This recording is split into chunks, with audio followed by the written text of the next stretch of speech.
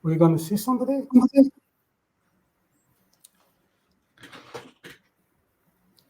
Welcome to the Don't Spill the Beans and Secret Sauce. And today we're going to be talking about how you need to look at intellectual property protection in your business and your startup. Today we have Gil Perlberg and Tom joining us. My name is Bradley Schmidt. I'm a marketer, and I'm going to take you through a real-world situation that I worked through and the lessons that I learned. And then we'll use those lessons for you to ask questions and understand the world of IP as you innovate and launch your startup. So, Gil, do you want to introduce yourself? Sure. Thanks, Bradley. My name is Gil Perlberg. I'm the founder and owner of Pearl IP Consulting. I started this business of consulting on IP and IP strategy after having worked for over 30 years as an engineer and R&D manager, in which I realized that a lot of the IP I was developing and that of my comrades or friends was worthless. And I decided to try to make a difference by helping others make better IP. Thanks. Tom, do you want to introduce yourself? Sure. Can you hear me? Yeah, we can hear you good. You were good? Okay. Yep. I'm an attorney. I've been practicing for 11 years. I'm of counsel for a startup and IP-focused firm, and also building my own practice, Thomas C. Dorwart Law, focus on startup law, venture capital, and IP. Thank you, Tom. Hi, Sankeetha. Do you want to introduce yourself? Sure. Can you hear me okay as well? Yeah, we can hear you well. My name is Sankeetha Selvarajah. I am a corporate M&A attorney. I've been practicing for about 14 years in Massachusetts and New York. I own my own corporate law firm, also in Massachusetts and New York. We focus on incorporating and providing general counsel services all the way to exit, so sale, merger, acquisition. And I've been assisting IP acquisitions and strategy for the past about 10 years as well. Thank you very much. Okay, so I'm going to just take you through a product that was innovated, launched, and the lessons learned in IP. And then what we can do after that is have an open Q&A with the panel to ask questions as the story brings any questions to mind. So I had a customer who was launching a new innovation into the greasing industry. And in that particular world, greasing equipment was a very messy business. And the way that the grease was fed into the machine was through a device called a grease coupler. And you can see that the image on the right. And that would clip onto what is called a grease zerk, and they would pump the grease into the machine. Typically, what would happen is the grease would end up all over the machine, and grease sticks to everything, and it was a very messy job. And most people hated doing the job and so would not do anything.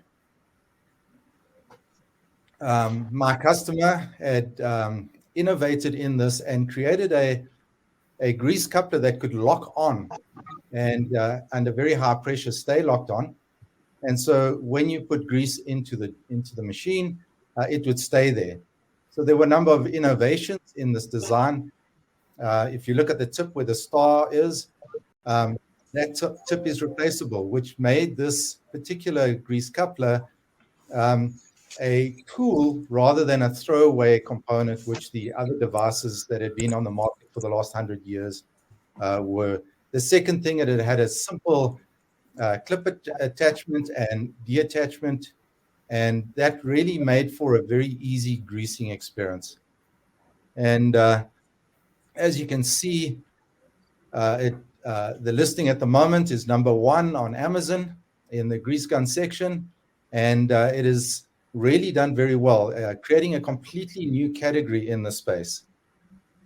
So there was a whole lot of good things that as we started, We had a registered trademark. We had a patent pending that was still running when we launched, but it was granted shortly after. So we had confidence that we could protect our market. Our positioning was great, and we were doing really well.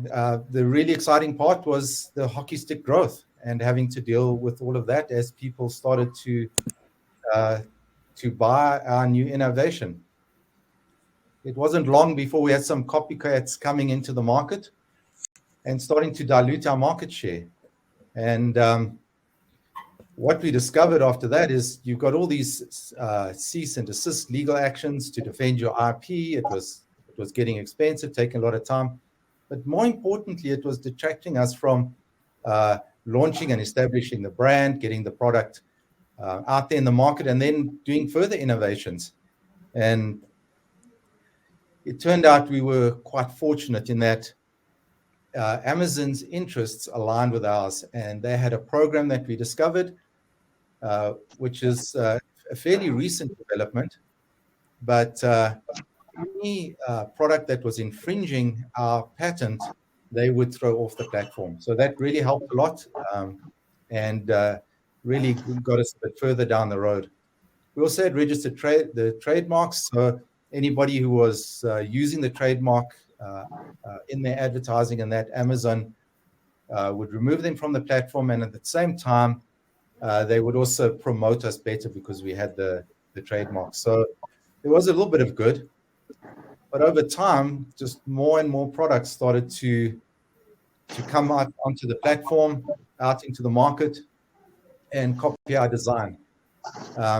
And what we soon discovered is that they were circumventing our claims in our patent, and our market share was just being sliced up by all these copy products in a category that we had created. And so some of the hard lessons that we learned through this experience was we thought that by having a patent would secure the territories that we had registered in, and everything would be fine. And it turns out that our patent were hard to enforce, and other manufacturers figured out ways to circumvent our claims.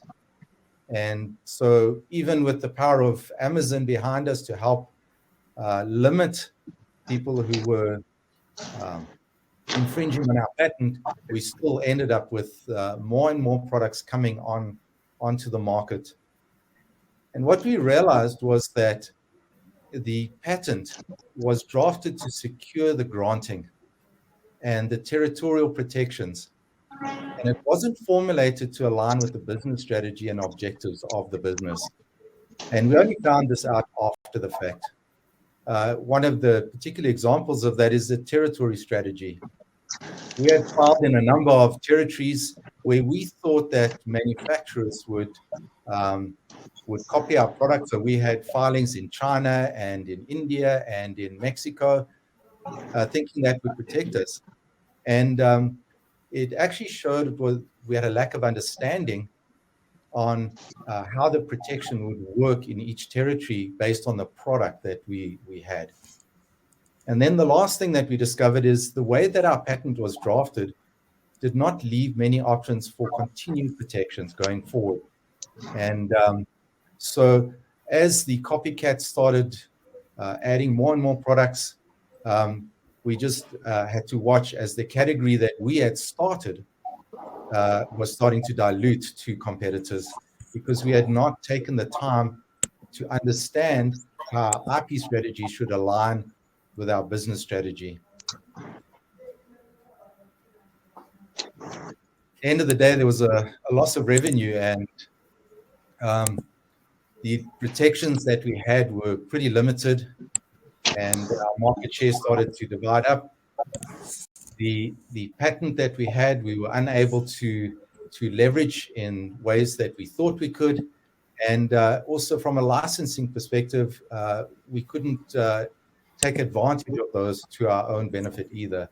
And so we lost revenue. So there were many lessons that we learned, and I want to leave this slide up to for the panelists to then talk to and to make comments about the various stages and things that we would change. So the first is if we did it again, we would do an IP landscape. And an IP landscape is when you look at the intellectual property landscape in the territories where you are planning to launch your product. And then we would understand who our competitors were, where the intellectual property protections existed, and that would inform the way we went forward. Gil, do you want to speak to the IP landscape at all? Sure, thanks, Bradley. That's a great story, and there's a lot of learnings that can be had from it. So if we talk about the IP landscape a little bit, and about forward thinking and planning, patent, that is part of the product launch. And through the IP landscape, for example, you can identify potential licensees who might be interested in this product and prepare the patent so that it would be relevant for them and help you in your discussions with them. Likewise, of course, you can identify competitors and see where they're working, what territories they're in, and what are they patenting, and from that get an idea how to broaden your patent. So it will be better distraction for them. It will be harder for them to circumvent your ideas. The third thing that I want to just note is underneath you have IP landscape and the business model canvas. The business model canvas is sort of a business plan. And the idea is to integrate the IP strategy with the business plan and to make them more in sync. And this has to be done at the initial stages of the path, just where it is on the slide right now. So I'll leave those thoughts right now and continue later. Tom? Yeah, right. Those are great points by Gil. And I would say the one thing in my experience, and I'm not a registered patent attorney, but I've worked closely with the patent attorney in the firm that I work with, and he has a lot of experience in patent litigation. So I think one key also in drafting your provisional patent and your patent application is working with someone who really understands potential litigation pitfalls and litigation issues that could arise, because someone who's got a lot of experience prosecuting and then defending patents can really know what to look out for and then what to put in the application, how to prepare the application to avoid litigation, so that can avoid some of these issues in terms of in terms of stealing your IP or copycats and things like that. Thank you, Tom. Sankeetha, you got anything you would like to add? Yeah, if we were talking strictly about what we should be doing differently from next time or to start well from the beginning, is actually using NDAs early. So non-disclosure and confidentiality agreements early, especially with your potential partners and with your service providers and your vendors as well, to anybody that you are entering into some sort of long-term arrangement or who would be exposed to your IP as well.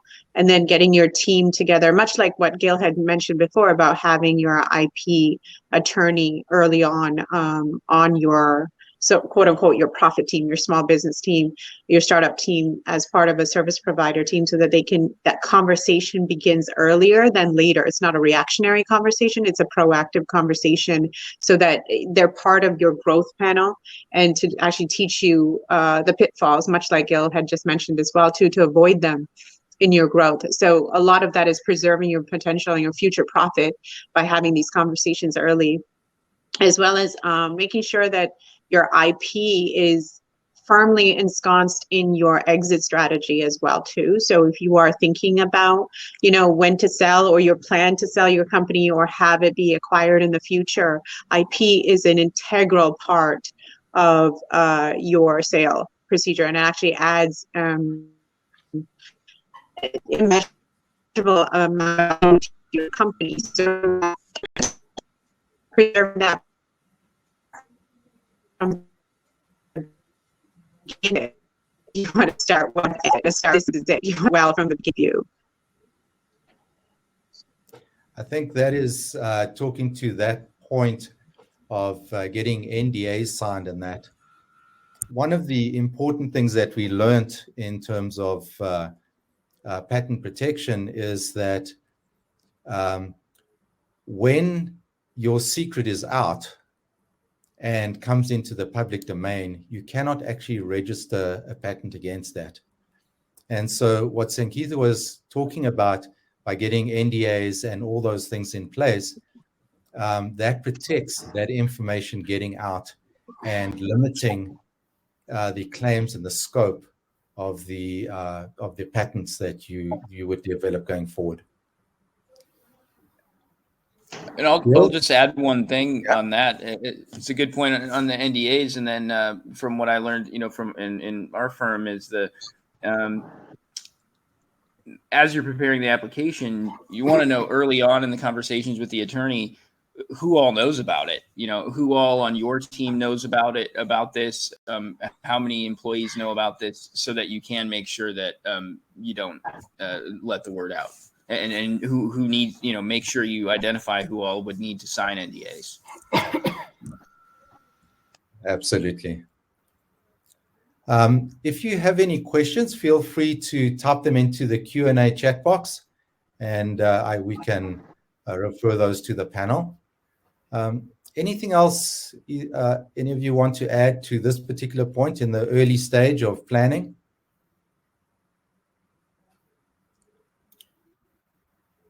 I'll go to the next point, if okay with you, about IP strategy, which also happens in the beginning. At least that's the way I think it should be. And you mentioned in your case study, personal experience, that you filed one patent and in different countries. If I were to revisit this, I would suggest maybe thinking of a few patents and planning them out ahead of time. So if the product is a success or if it's infringed, you would have more ammunition on your side, which you can't prepare after the fact. You can't prepare it later. But you can file a few claim sets in one patent application to be filed as continuations later on, at least in the US. So preparing a good strategy, in my mind, also includes this product is going to go forward, be successful. We're going to have additions to it. We're going to patent all these things up front. If it works out, that's great. If it doesn't, there's not much harm done. The other thing about strategy is understand where you can cause people to, or where you might enforce your patent. Amazon, eBay, etc. is a great tool. It's relatively new. And knowing that helps you plan and prepare your patent for that purpose, to make it known to Amazon. This is what I'm doing. This is what I've patented. These people are doing something similar. The Amazon process is not the same court proceeding as a regular court proceeding. So you should know ahead of time where you're going to enforce and plan your patent accordingly. Thanks. Thank you, Gil. We have two questions that have come up. Luke asked, does an NDA protect up to the patent approval? Who would like to respond to that question? I'll jump in. And please help me out here, Gil, as well. I think an NDA will definitely make it known that whatever you are discussing is meant to be confidential, but is an NDA foolproof? No. Okay, it'll stand up in court definitely as your intent that this information is confidential and you intend for it to be kept private. But in the end, you are still the final responsible party to make sure that it is maintained confidential, and then you have to make all the requisite steps to make sure that everybody you enter into any agreement with also knows the importance of the information that you are conveying as well. So yes, it's not foolproof, definitely, but it is some level of protection on there.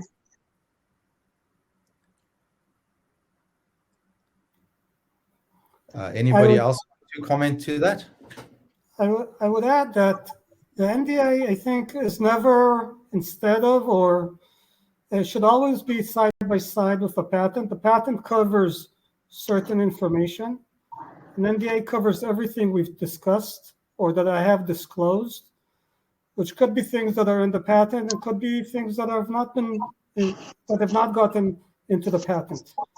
So the NDA is always useful, but it has to be processed correctly. That is, you have to explain to the person receiving the information, this is my confidential information, until it might be made public in a patent.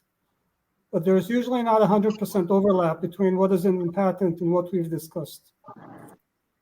So the NDA has value regardless.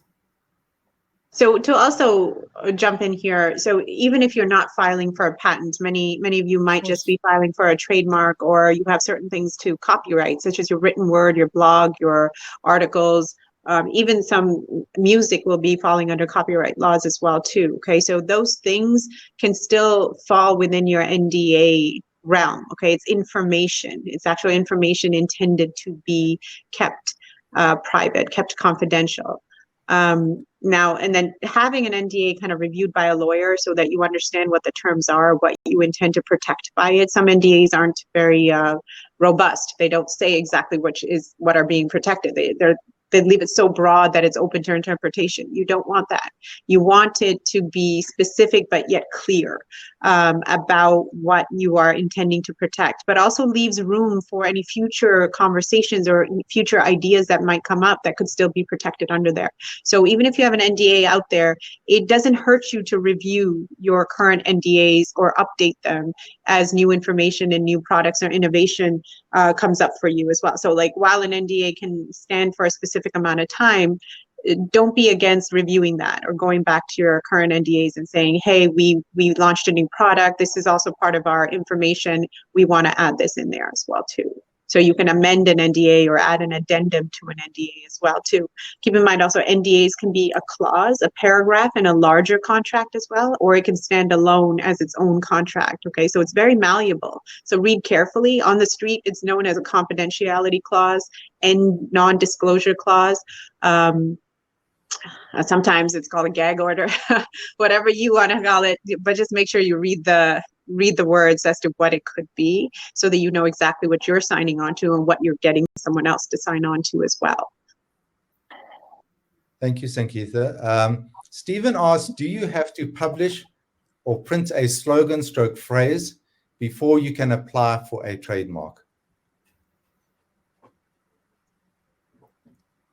Can you say the question again? Do you have to publish or print a slogan or phrase before you can apply for a trademark?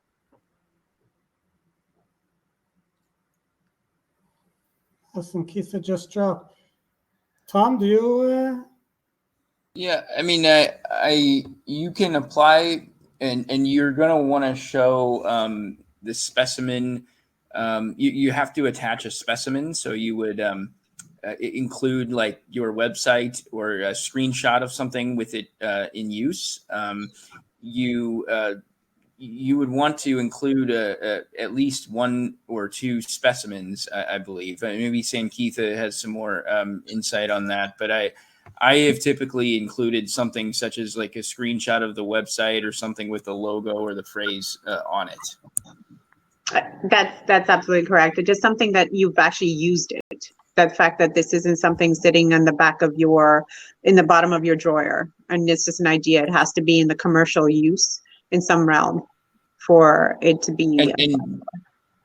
Correct. And then you include the date of first use. You know, so if that's March 10th, then you'll put March 10th was the day that it was first on your website. Oh, and mailing it to yourself doesn't count. I know some people have said that, and it does not count. So don't mail yourself that. Save yourself a stamp. Okay. Luke asked a clarification. What else can you put into an NDA or non-circumvention clause? So a non-circumvention clause is different from an NDA. Non-disclosure clause or agreement is a confidentiality clause, meaning don't spill the beans, don't spill the sauce, technically, okay? A non-circumvent means that you can't go around the other party in the contract and engage their employee or their contractor or their clients.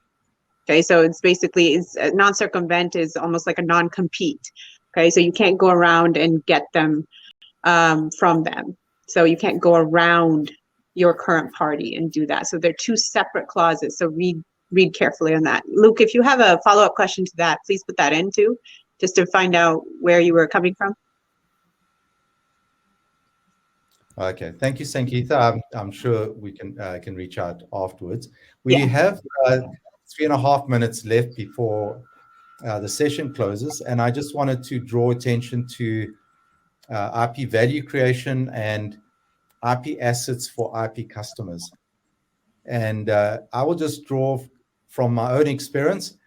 We had a number of vendors approach us in the early days of the launch of our product to engage in us before we had built enough value to negotiate a deal that worked for us.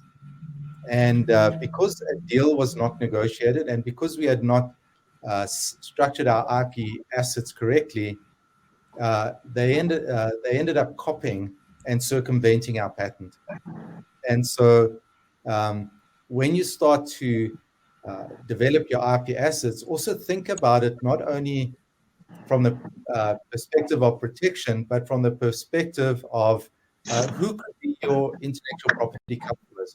Who could you strike a licensing deal with or negotiate with as a partnership? Or there's a number of different options. Do any of you want to speak to those points? Yeah, I'll just take a stab at it because you've sort of outlined most of it. But the key point, I think, is that we often see people write patents on technology they developed on the fruit of their investment. And they hope to get a monopoly in the marketplace by doing so. And they do, but that doesn't necessarily bring them a lot of value or all the value they can have from writing the patent. If they think ahead of time, and who is the IP customer, then they might draft the patent differently. And the IP customer is usually not the same customer you sell your product to. It could be your competitor, it could be an investor, it could be a strategic alliance consideration. But plan ahead for these customers, the territories they're in, what products they have, can help you get a much better, stronger, higher value IP asset. Not just to gain a monopoly on the fruit of your R&D. Thank you, Gil. Any other comments? Tom, Sankeetha? I agree with Gil on that end. It requires some level of forethought on your end as to where and how you're going to use your IP. Just having it is not enough. You know, you can file it and you can protect it, but what's the point? What are you actually having the IP from besides just to profit from? But how there are many levels that you can profit from your IP, not just in the regular daily day-to-day commerce side, but also on the end side as well too. So, you know, and Gil made up a great point where, you know, your potential buyer doesn't have to be what you would consider your everyday customer. Now, your competitor might buy you out as part of an acquisition. Your another vendor might actually join with you in a joinder so that you can, in a merger, so that you can create a better product or merge your IP with their IP and create new innovation. So the possibilities are endless here, but it requires you to have some forethought into thinking what you want to do with it, not just now, but also in the future. So I invite you to start thinking more about that at this point as well. Thank you very much. We've reached the end of our time, and I just want to thank you, everybody, for attending, and thank you for your inputs and comments. Feel free to reach out to any of the people on the panel after the fact and connect with them and ask your questions. Thank you very much. Thank you. Bye-bye. Thank you, Tom. Bradley. Bye.